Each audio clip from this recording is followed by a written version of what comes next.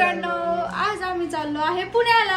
काय कारण आहे ते मला ब्लॉग मध्ये कळणार, त्यामुळे ब्लॉग बघत राहा.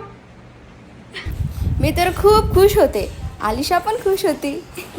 कारण की आम्हाला दोघीला पण प्रवास करायला खूप आवडतं आणि आहोत ना, आम्हाला फिरवायला आवडतं. त्यानंतर आम्ही पोहोचलो खाली.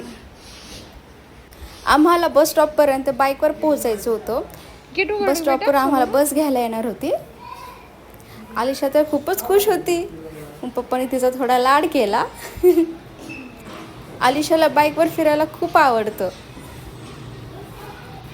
त्यानंतर आम्ही फायनली पोहोचलो बसमध्ये. बसमध्ये सगळे थकून थाकून बसलेले होते, कारण की ऊनच तेवढं होतं. आलिशा देखील खेळून खेळून झोपली होती. मला ते शूट नाही करता आलं. कसं तरी मावशीने तिला झोपवलं. त्यानंतर आम्ही थांबलो एका हॉटेलवर नाश्ता करण्यासाठी. आम्ही सर्वांनी नाश्ता केला. सगळे खूप हॅपी होते, कारण की खूप दिवसानंतर आम्ही सगळे भेटलो होतो.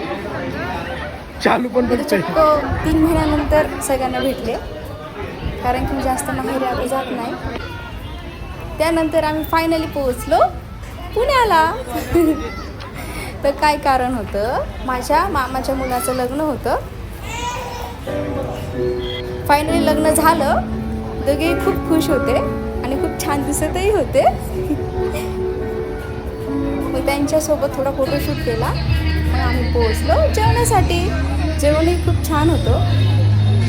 आम्ही जेवताना पण खूप एन्जॉय केला. सर्वांनी सगळे होते. माझी मोठी ताई, मम्मी, आलिशाचा मी मुलाचा लुक केला होता तिच्या पप्पांसारखा. सगळे मस्त गप्पा करत जेवत होते, कारण की खूप दिवसानंतर फॅमिली डिनर चालू होता आमचा. आलिशा पण स्पेशल खुर्चीवर बसली होती जेवण करत, स्पेशल ताट घेऊन. त्यानंतर ती गेली आजोबाकडे. मम्मी बेटा, लोकेशन खूप छान होतं. ही माझी मोठी ताई. हा त्यांना पण घेते. सगळ्यांचं जेवण झालं. त्यानंतर आम्ही बसलो होतो. अहो तर चाललं आवरा पटकन घरी जायचंय, कारण की रात्रीचे 12 वाजले होते.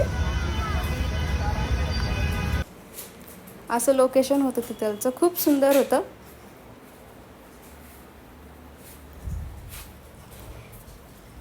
आलिशा पण खूप हॅपी होती, कारण की तिला असं नवीन ठिकाणी खूप आवडतं. ही आलिशाची मावशी.